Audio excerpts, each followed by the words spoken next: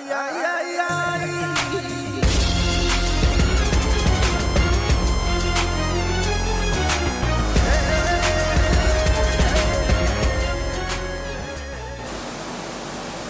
Oke, Bismillahirrahmanirrahim. Assalamualaikum warahmatullahi wabarakatuh.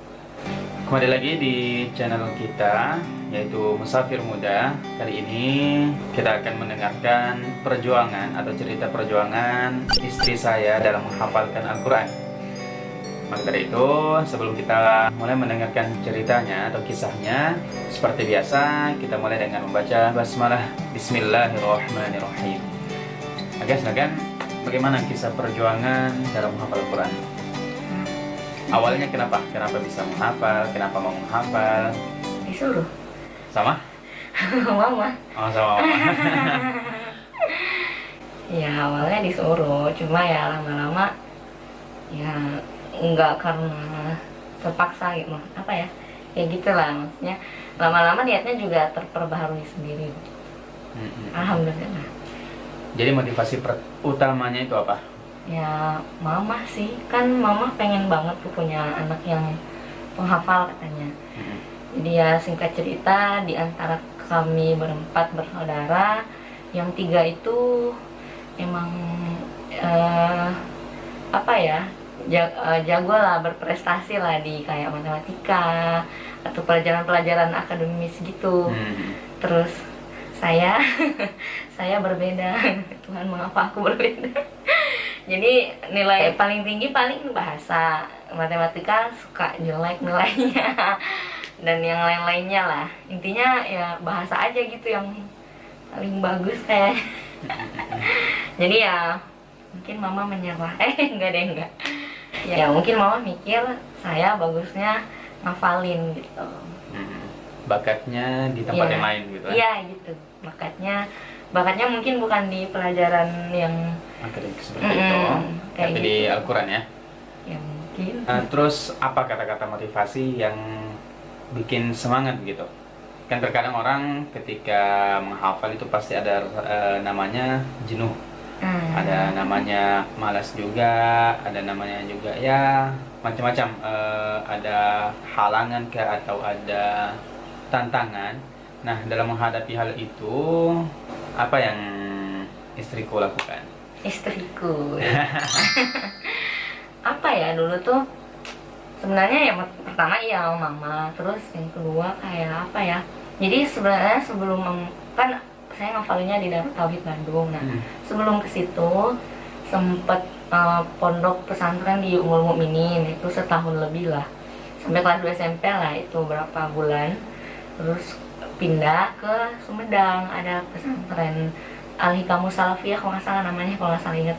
Nah di situ itu apa ya, mungkin kurang cocok ya dengan saya yang baru pindah gitu, mungkin kayak terlalu Jawa gitu istilahnya ya. Terlalu Jawa, jadi kan saya besarnya di Sulawesi gitu, jadi nggak ada apa ya, nggak, maksudnya aneh lah gitu. Jadi pas awal-awal di situ nggak betah aja, terus kayak pindah pokoknya. Alhamdulillah jodohnya mungkin di DT gitu, maksudnya ya di situ. Habis itu apa ya, kan ngerasa kayak sebelumnya kan saya nggak pernah dari umur tuh udah kayak memang pernah nggak betah, tapi kayak mempertahankan gitu istilahnya, memaksakan diri, karena saya tipe anak yang nggak mau nyusahin orang tua. maksudnya nggak gitu, maksudnya kayak apa ya, kasihan gitu, orang tua udah bayar di sini ya kali gitu sih mikirnya dulu. Ya segampang itu gitu bilang pindah terus pindah gitu. Kalau saya tipe anak yang nggak enakan gitu, jadi waktu di umur sih dipaksa-paksain gitu, kayak ya betah-betah, meskipun ya lama-lama betah sih kan. Ya memang pas santri baru pasti, apalagi pertama kali pesantren, pertama kali nyantri. Nah tapi pas udah lama-lama betah, ternyata disuruh pindah. Nah terus yang di Al-Hikam itu bener-bener apa ya, padahal sebenarnya baru berapa hari sih, cuma kayak nggak kuat gitu, sampai saya kan pernah sakit gak jelas gitu. bukan sakit yang modus-modus mau pulang, nggak juga sih, cuma ya Kalau sakit kayak gitu baru naik mobil udah sembuh. iya gitu.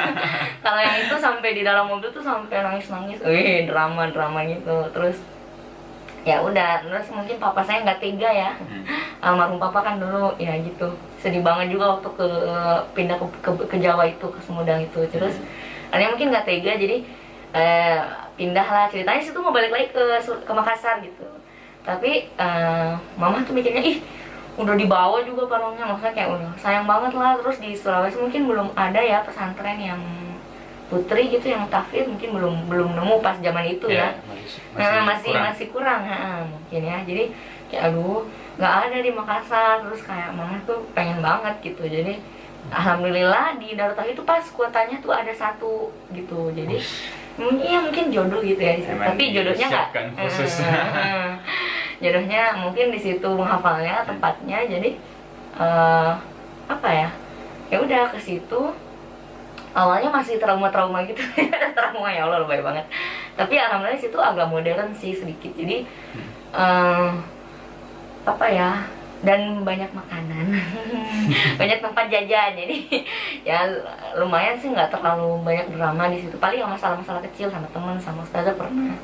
Nah di situ kayak ngerasa ketika ada masalah di tengah-tengah itu, ya sayang aja gitu. Udah jauh-jauh, udah masih merasa bersalah ceritanya saya tuh, karena kan minta pindah padahal udah bayar gitu, misalnya berapa juta gitu masuk situ. Tapi itu tuh masih ada rasa-rasa bersalah gitu, kayak ke bawah gitu loh sampai di DT. Jadi kayak ya kali di DT minta pindah lagi. Tapi sempet sih pas ada masalah itu lagi 15 juz di situ. Iya. Ada masalah sama ustazah lah pokoknya. Terus kayak mau pindah gitu. Terus kayak mama, apa nggak sayang gitu kan. Pasti orang kalau pun cari pesantren baru bisa aja sih gampang, cuma ya kan ngulang dari awal, dari nol pasti kan pas masuk pondok itu. Jadi saya juga mikir lagi gitu, masa cuma gara-gara masalah sepele lah istilahnya ya, masalah kayak ya wajar sih ya kayak yang seperti itu. Pasti nemu juga di pesantren baru sih kayaknya kalau mikir-mikir. Jadi ya udahlah, waktu itu masalahnya dihadapi ceritanya. Nggak jadi deh pindah. Kalau dulu sih saya motivasinya sayang aja gitu. Terus kayak nggak mau ngerepotin orang tua, kayak udah dimasukin di sini, udah bayar gitu. Itu kan cari uang udah gampang ya. Terus kayak perasaan orang tua juga gitu. Kalau saya sih mikirnya kayak gitu dulu. Jadi istri saya ini tipenya adalah orang yang sangat penurut sama orang tuanya. Terutama pada mamahnya. Nah, di sini peran orang tua dalam mewujudkan anaknya untuk menjadi penghafal Al-Quran itu sangat besar. Jadi orang tua, sebagai orang tua jangan hanya menyuruh, tapi beliau sendiri tidak memiliki keinginan yang kuat.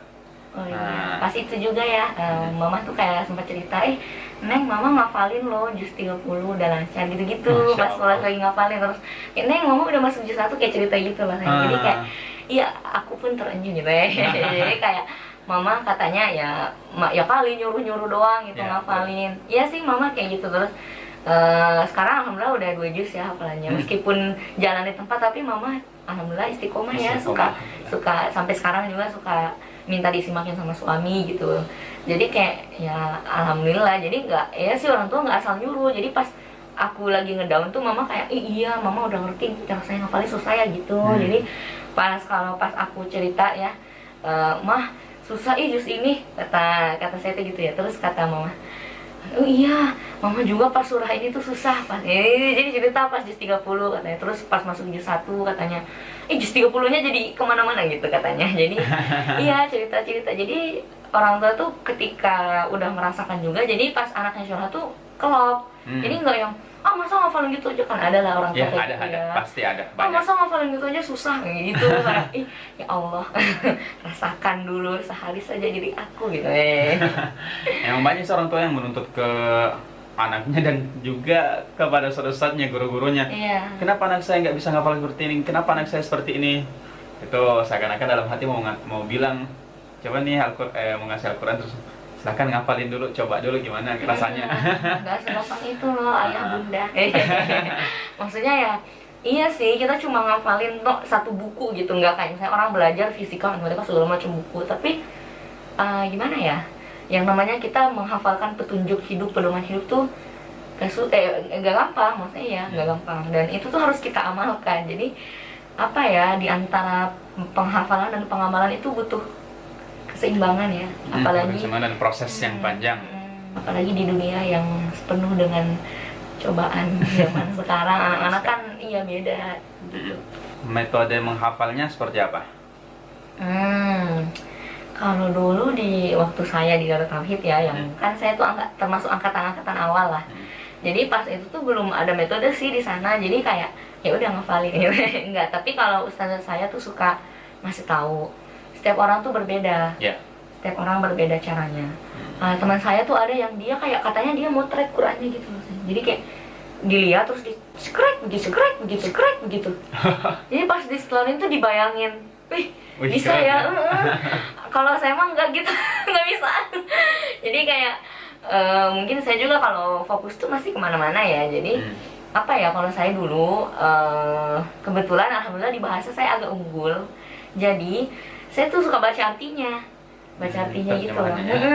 Terus nanti pas udah dibaca ya kayak dihafalin aja gitu artinya. Terus abis itu alhamdulillah mungkin ada beberapa dasar juga dari SDIT dulu, bahasa Arab belajar ya, di Umul juga ada belajar bahasa Arab. Jadi kayak wa dan gitu kan. Kosakata yang simpelnya itu kayak tahu lah, kayak aladina, orang-orang yang gitu kan agak ada lah ya gitu. Jadi alhamdulillah di situ terbantu. Jadi kalau saya kayaknya sih tapi memang jadi artinya, jadi kalau saya lupa artinya itu saya juga jadi ngeblank gitu sih Pak. Jadi baca terjemahannya dulu, kemudian ketika baca ayatnya terjemahannya itu dibayangin. Terbayang terjemahannya. Jadi kayak misalnya dulu kan banyak tuh teman saya yang lulus surah Yusuf, saya emang enggak. Soalnya itu kan surah Yusuf kayak cerita gitu loh saya. Yeah. Nah jadi kayak kalau saya sih ngebayangin kayak ini halaman ini Yusufnya lagi di sini lagi ngapain gitu, terus di halaman ini ketemu Zulaikha misalnya kayak gitu itu tuh dibayangin. Jadi pas lagi ngaji tuh kayak lagi cerita gitu. Gitu. Dan alhamdulillah ketika ziyadah itu tuh alhamdulillah kayak sehari sehalaman tuh bisa gitu, beda sama teman-teman saya yang cerita surah Yusuf susah katanya kan, pabelit lah istilah Sundanya. Pabelit tuh kayak kata-katanya tuh banyak kata-kata yang baru gitu. Jadi kayak ke lidah tuh kayak ke belit-belit gitu loh. Jadi seperti masuk ke sesuatu yang baru kan. Gitu, kosakatanya baru. Tapi kalau saya mah alhamdulillah nggak tahu sih, mungkin karena kebayang terjemahannya juga. Oke, yang terakhir, apa motivasinya untuk teman-teman yang mendengarkan kisah ini? Tidak, aku tak tahu. Khusus buat yang teman-teman yang perempuan, mungkin kan ada yang satu rasa atau satu keadaan dengan kita gitu kan. Nah, kok saya ini disuruh sama orang tua, rasanya kayak terpaksa banget gitu sampai sekarang. Ngafalnya susah, menurutnya susah. Aduh, bagaimana nih supaya teman yang kira-kira merasa terpaksa juga untuk menghafal, coba diberikan apa gitu wejangan supaya mereka tidak merasa terpaksa, tapi dengan perintah dari orang tua ini mereka terasa terdorong. Kira-kira bagaimana? Ya ingat aja sih, kan pertama orang tua kita melahirkan kita ke dunia itu nggak gampang kan. Terus kayak diurus nggak tidur dong guys. Oke, lanjut. Iya, kayak ngurusnya juga nggak gampang. Ya kali cuma maksudnya ya kali cuma disuruh ngafalin gitu. Kayak misalnya kayak sama sih kayak disuruh ranking 1 gitu. Misalnya sepanjang 3 tahun sekolah ranking 1 dong. Masa kayak nggak mau gitu, atau kayak dikit-dikit di jalan berantem sama temen, nggak mau sekolah lagi, masa gitu. Maksudnya kayak ya orang tua ngedidik kita juga kan nggak menyerah. Kalau menyerah kalian pasti udah misalnya ya mungkin di panti asuhan ya, alhamdulillah ya. Misalnya kayak orang tua nyerah nih, susah nih, bayi rewel nangis mulu misalnya malam-malam, udahlah ke panti asuhan aja diurus sama orang gitu. Nah, kan bisa orang tua kayak gitu semuanya, segampang itu bisa. Tapi mereka tetap mengurus kalian gitu ya, kita mengurus kita sampai kita besar, sampai misalnya kita berapa tahun, itu berbelas-belas tahun itu nggak gampang loh. Saya aja yang berapa bulan saya mengurus bayi, 2-3 bulan itu kayak gitu, kayak ya nggak gampang lah, tidak seindah ekspektasi di sosial media gitu. Jadi intinya jadi ingat aja lah orang tua ingat itu. Ingat orang tua. Dia mungkin mintanya, mungkin bagi kita terasa susah, tapi ngebesarin kita juga itu lebih susah loh. Lebih sabar gitu. Kalau karena saya sih motivasi utamanya orang tua ya. Niat menghafal untuk orang tua itu nggak termasuk boleh. Boleh Karena ya? kan salah satu fadilah menghafal Al-Quran kan untuk memberikan manfaat kepada orang tua. Jadi boleh. Oh iya, Aman. aman guys. Jadi niat saya aman.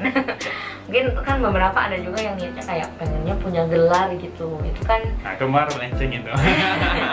iya itu kurang, iya sih beda sih orang tua sama gelar, beda. Intinya awal sebelum menghafal perbaiki niat dulu. Iya, perbaiki niat. Kemudian kalau memang motivasinya orang tua, ya ingat aja jasa-jasanya supaya ketika down ingat lagi orang tua, ingat lagi Iya. orang tua. Nah, seperti itu.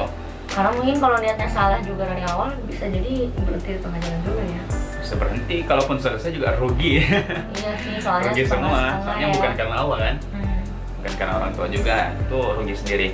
Jadi ya mungkin sampai sini dulu kisah perjuangan istri saya dalam menghafalkan Al-Quran. Jika mungkin ada dari teman-teman yang ingin menanyakan sesuatu, silahkan ditulis di kolom komentar. Dan terima kasih buat teman-teman yang sudah menyimak sampai saat ini. Kami ucapkan terima kasih dan jangan lupa Oh iya, jangan lupa like, comment, share, dan subscribe.